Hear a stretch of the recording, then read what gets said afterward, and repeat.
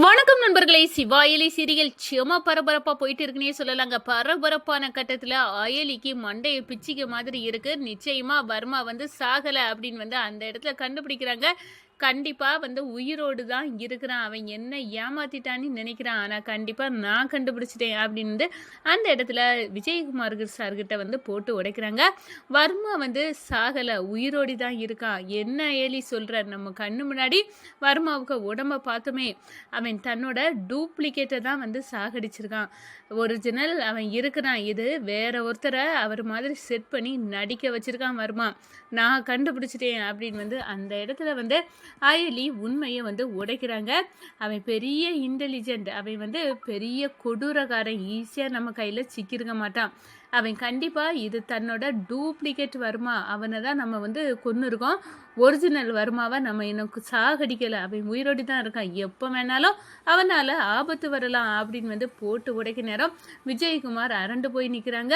நம்ம சிவா என்ன அயலியால் மட்டும்தான் இப்படி யோசிக்க முடியுது அப்படின்னு அந்த இடத்துல உண்மையை தெரிஞ்சுக்கிட்டு வர்மாவுக்கு எதிராக மறுபடியும் நம்ம போராட வேண்டியதாக இருக்குது அப்படின்னு முடிவுக்கு வராங்க. அதை பற்றி தான் இந்த வீடியோக்குள்ளே பார்க்க போகிறோம்.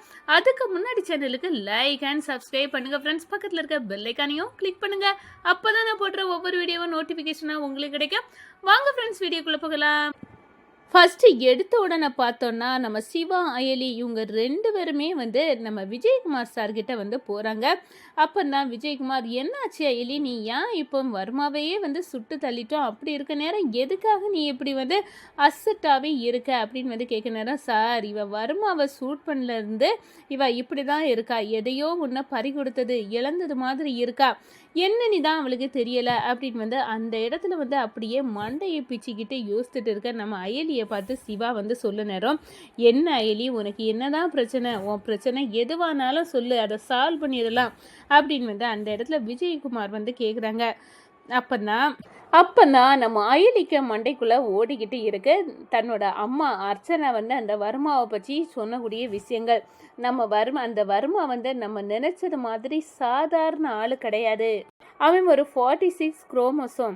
அவனை மாதிரி ஒருத்தர் பிறக்கிறது கஷ்டம். அவன் ஒரு மாங்காய் இருந்தா இந்த நேரம் ஆதிசங்கரர் மாதிரி பிறந்திருப்பான். ஒரு அரசியல்வாதியா பிறந்திருந்தா நெல்சன் மண்டேலா அந்த அளவுக்கு அவனுக்கு அறிவு இருக்கு, அந்த அளவுக்கு போயிருப்பான். ஆனா அவன் அக்யூஸ்டா பிறந்தனால வர்மாவாட்டு இருக்கிறான். அதாவது சொல்ல போனா அவன் ஒரு ஃபோர்ஸ் ஆஃப் நேச்சர். கிரிமினல்ஸ் எவிடன்ஸை மறைக்க பார்ப்பாங்க. புத்திசாலி கிரிமினல் டெலிபரேட்டாவே எவிடன்ஸை நம்மளுக்கு காட்டுவான். அதுவும் ஒரு வகையான நெரட்டிவ் செட்டிங்ஸ். இப்படி தன்னோட அம்மா சின்ன பிள்ளையில தனக்கிட்ட வச்சு அந்த வர்மாவின் குறிப்பை சொன்னது அப்படியே நம்ம அயலிக்கு கதிகலங்க வைக்குது. நிச்சயமா அப்பனா நம்ம சூட் பண்ணது வர்மா இல்லை அப்படின்னு உள்ள டவுட்டு தான் நம்ம அயலியின் மண்டையை பிச்சிக்க மாதிரி யோசனைக்கு கொண்டு போகுது அப்படின்னே சொல்லலாங்க. நாம இப்போ டீகன்சர்வேட்டிவா அனலைஸ் பண்ணக்கூடிய கிரிட்டிக்கல் சிச்சுவேஷன்ல இருக்கோம். வர்மா நம்மளை நம்ப வைக்க ஒரு டூப்ளிகேட்டையே செட் பண்ணியிருக்கலாம் அப்படின்னு உள்ள எண்ணத்துல நம்ம அயலி உறுதியாயிட்டாங்க. ஒரு நெகட்டிவ் செட் பண்ணி அதை நாமளே நம்பது மாதிரி செய்யக்கூடிய தான் வர்மா. அவன் ஈஸியாக எடை போட்டுக்க முடியாது. அப்படின்னா அவனுக்கு நெகட்டிவாக தான் நம்ம கையால் கொண்டு இருக்கோம் அப்படின்னு உள்ள விஷயத்த நம்ம அயலி கரெக்டாக திங்க் பண்ணுறாங்க, யோசிக்கிறாங்க, மண்டையை போட்டு பிச்சுக்கிட்டாங்க. வர்மா நம்ம கற்பனைக்கு எட்டாத தூரத்தில் இருக்கவன். பல மடங்கு புத்திசாலி வர்மா. அதோட அவன் பயங்கரமான கொடூரமானவன். அப்படின்னா கண்டிப்பாக அவன் நம்ம கைக்குள்ள ஈஸியாக சிக்கி அவனை நம்ம போட்டு தள்ளியிருக்க முடியாது அப்படின்னு தன்னோட எண்ணத்தை திட்டத்தை எல்லாம் ஒத்துக்கிட்டாங்க நம்ம அயலி. கண்டிப்பாக நான் நம்ம சூட் பண்ணது நிச்சயமாக வர்மா இல்லை அப்படின்னு உள்ள விஷயத்தில் தெளிவாக இருக்கிறாங்க. விஜயகுமார்கிட்ட போட்டு உடைக்கிறாங்க. சார், உங்கள்கிட்ட நான் சொல்லக்கூடிய விஷயம் நீங்கள் ஏற்றுக்கிடணும் நம்ம டீமை. அந்த அளவுக்கு ஒரு விஷயந்தான். என்ன எலி புதிர் போட வர்மாவையே போட்டு தள்ளியாச்சு. இப்போ எதுக்காக நீ என்ன கஷ்டமான சிச்சுவேஷனுக்கு கொண்டு போக பார்க்குற? என்ன விஷயந்தான் மண்டையில் யோசிச்சுட்டு இருக்கா, சொல்லு அப்படின்னு சொல்ல நேரம், வர்மா சாகலை அப்படின்னு சொல்ல நேரம் சிவாக்கு தூக்கி வாரி போட்டது விஜயகுமார் சாருக்கு சொல்ல போது, என்ன ஏடி சொல்கிற, உண்மையாட்டே வர்மா சாகலையா? அப்போ செத்தது யாரு? நம்ம கண்ணு முன்னாடி நம்ம பார்த்தோமே சார். ஆமாம், இவன் மோஸ்ட் ஜீனியஸ். இவன் அவன் தன்னோட நெகட்டிவ் ஒன்று உருவாக்கி அதை தான் கொண்டு இருக்கோம். டூப்ளிகேட்னா வர்மா தன்னை மாதிரி இருக்க ஒருத்தரை வந்து நம்மளெல்லாம் நம்ப வைக்க சதி பண்ணியிருந்தா. அதை தான் நம்ம வந்து போட்டு தள்ளியிருக்கோம். உண்மையாட்ட இவனோடி பெரிய ஆள் ஒருத்தன் இருக்கான், அவன் தான் வர்மா அப்படின்னு உள்ள விஷயத்த சொல்கிறாங்க. அப்போ இதோடி பெரிய ஆள் இருக்கிறா, அப்போ இவன் தான் வர்மாவானி பார்க்கறதுக்கு என்ன அயலி வந்து இருக்குது அப்படின்னு சொன்னார. இவனோட பிளட்டு சாம்பிளும் நம்ம ஏற்கனவே வர்மாவோட பிளட்டு சாம்பிள் வச்சுருந்தோம்ல, அது ரெண்டையும் வந்து ஒப்பிட்டு பார்ப்போம். ரெண்டும் வந்து ஒன்று போல் இருந்ததுன்னா சரி ஒத்துக்கிடலாம், நம்ம சாகடித்தது வர்மா தானி. ஆனால் வேறு வேறையாக இருந்தால் ஓ இப்படி ஒன்று இருக்கா அப்படின்னு வந்து விஜயகுமார் 2 பிளட் சாம்பிளையும் வந்து எடுத்து அனுப்புகிறாங்க. ஒரு கட்டத்தில் முடிவு வருது. போலீஸ் டிபார்ட்மெண்ட்டையே அந்த ஒரு விஷயம் கடிகலங்க வச்சிருது. அது வந்து பிளட் சாம்பிள் 2ஐயும் வந்து செக் பண்ணல, இல்லை வர்மா வந்து சாகலை, உயிரோடி தான் இருக்கான், ரெண்டுமே வேற வேற. அப்போது அந்த வர்மா வேற தான் அப்படின்னு வந்து அந்த இடத்துல வந்து திங்க் பண்ணுறாங்க. அவன் எங்கேயோ இருக்கான், இவனுக்கு ஹெட்டே அவன் தான். அவன் வந்து தன்னை செத்துட்டதா ஒரு பிம்பத்தை உருவாக்கியிருக்கான். போலீஸ் அப்போ தான் அவனை தேட மாட்டாங்க. அதுக்காக உருவாக்கப்பட்ட பிம்பம் தான் தான் செத்ததா வந்து கிரியேட் பண்ண அந்த வர்மா அப்படின்னு உள்ள இதை வந்து தெரிஞ்சுக்கிறாங்க. அயலி இது விஜயகுமாருக்கே ஷாக் ஆகிருக்கு. புத்திசாலி அயலி ஏடி, அதனால தான் அவளால் இப்படி ஒரு விஷயத்த நம்மளை கண்டுபிடிக்க முடியாது. நம்ம வந்து வர்மா இறந்துட்டான் அப்படின்னு வந்து தம்பட்டம் அடிக்கக்கூடிய தேவையில்லை.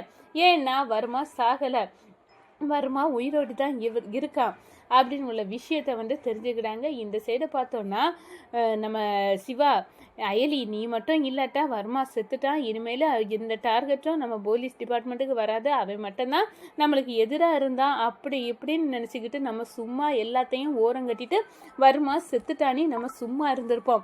ஆனால் நீ இப்போ வந்து போட்ட ஒரு விஷயத்தில் இப்போ டோட்டலே வந்து கலங்கி போச்சு. என்ன வர்மா சாகலை, வர்மா உயிரோடி தான் இருக்கான், அவனால் எப்போ வேணாலும் எல்லாத்துக்கும் ஆபத்து வரலாம் அப்படின்னு உள்ள விஷயத்த நீ போட்டு உடைச்சிருக்க.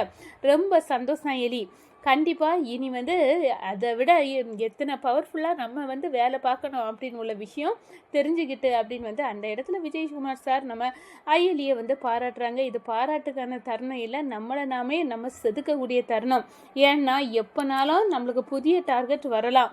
அந்த வர்மா எங்கேயோ இருந்து இவ்வளோ சூடுபட்டவன் கண்டிப்பாக வந்து இனி நம்மளை வந்து விடமாட்டான். அதனால நம்ம கேர்ஃபுல்லாக இருக்கணும், முக்கியமாக நான் கேர்ஃபுல்லாக இருக்கணும் அப்படின்னு வந்து அந்த இடத்துல வந்து ஏடி வந்து அயலி வந்து புரிஞ்சுக்கிட்டாங்க அப்படின்னே வந்து சொல்லலாம். அந்த சைடு நம்ம விஜயகுமார் இவ்வளோ விஷயம் இருக்குது, இப்போ அயலி மட்டும் நம்ம டீமில் இல்லைன்னா நம்ம வர்மா கேஸுக்கு ஒரு எண்டு கார்டு போட்டு மூடி க்ளோஸ் பண்ணியிருப்போம்.